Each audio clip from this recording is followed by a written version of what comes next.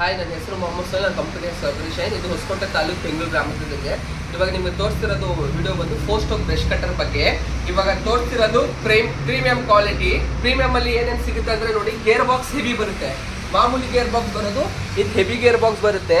ಆದ ನಂತರ ಇದೆಯಲ್ಲ ಹೋಲ್ಡ್ರು, ಇದನ್ನು ಹೆವಿ ಬರುತ್ತೆ. ಆದ ನಂತರ ಸ್ಪೇರ್ ಪಾರ್ಟ್ಸು ಒಳಗಡೆ ಇದ್ದಿರೋದೆಲ್ಲ ಹೆವಿ ಇರುತ್ತೆ. ಇದು 50cc, ಅದು 35cc. ಇದು 35cc, ಇದು 50cc. ಇದಕ್ಕೆ ಏನಂದ್ರೆ ಆಯಿಲ್ ಮಿಕ್ಸ್ ಪೆಟ್ರೋಲು, ಅಂದರೆ ಪೆಟ್ರೋಲ್ ಸಪ್ರೇಟ್ ಹಾಕಬೇಕು, ಆಯಿಲ್ ಸಪ್ರೇಟ್ ಹಾಕಬೇಕು.